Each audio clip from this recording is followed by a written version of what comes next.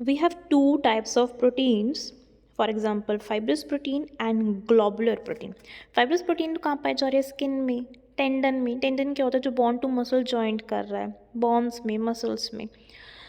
ये पानी में डिजोल्व नहीं होते, पानी में डिजोल्व नहीं हो रहे, तभी हमने बोला फाइब्रस प्रोटीन होगी हाइड्रोफोबिक.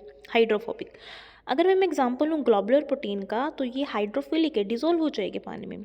जैसे कि enzymes, most of enzymes globular nature के हैं, कुछ हार्मोन्स भी, इवन हीमोग्लोबिन भी, जो पानी में डिजोल्व हो जाएगा. तो ये होएगी हाइड्रो मतलब पानी, फिलिक मतलब लविंग वाटर.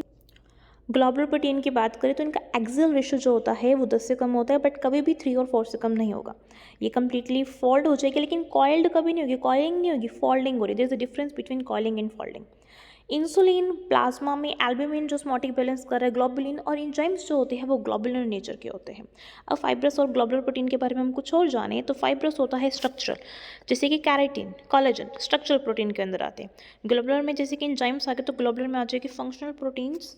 अब फाइब्रस प्रोटीन की अगर हम बात करें तो they are extinct and stand like proteins, insoluble है पानी में, स्टेबल है comparatively, keratin, elastin, collagen and even contractile fibres, actin and myosin, they come under the category of fibrous protein. But when I talk about globular protein, तो they are functional protein. It means they are in the most important functional state. They are comparatively spherical, they are folded but not coiled. Fold होएगी ये.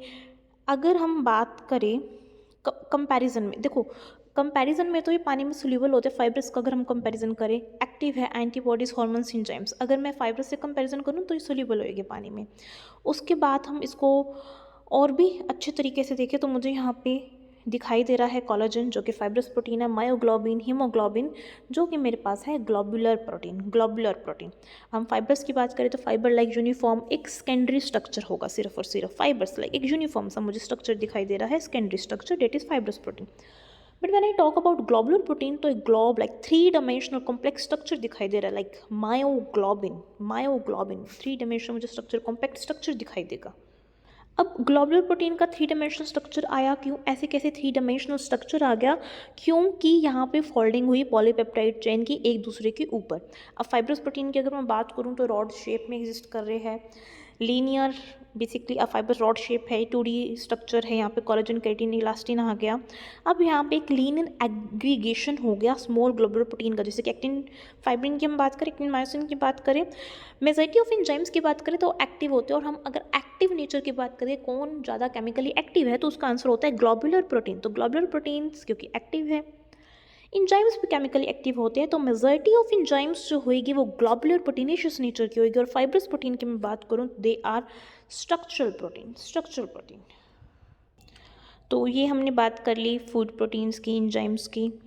हमें पता लगा कि जो majority of enzymes biological system में भी पाए जा रहे हैं वो ग्लोबुलर प्रोटीनेशियस नेचर के हैं. और जो हमारे स्ट्रक्चरल, जो हमारी बॉडी को स्ट्रक्चर प्रोवाइड कर रहे हैं, लाइक नेल्स के अंदर कैराटिन है, हेयर्स में कैराटिन है, तो स्ट्रक्चरल प्रोटीन है. फाइब्रस प्रोटीन है हमारी बॉडी का 3 डायमेंशनल कोलेजन, जो कि स्ट्रक्चरल प्रोटीन है. Contractile protein, actin, myosin, striated muscles में प्रेजेंट होता है, चाहे वो स्केलेटन मसल है, चाहे वो कार्डियक मसल्स है. तो this is about the proteins, enzymes. हमने बेसिकली इस वीडियो के अंदर किया ग्लोबुलर एंड फाइब्रस प्रोटीन के बारे में इन डिटेल.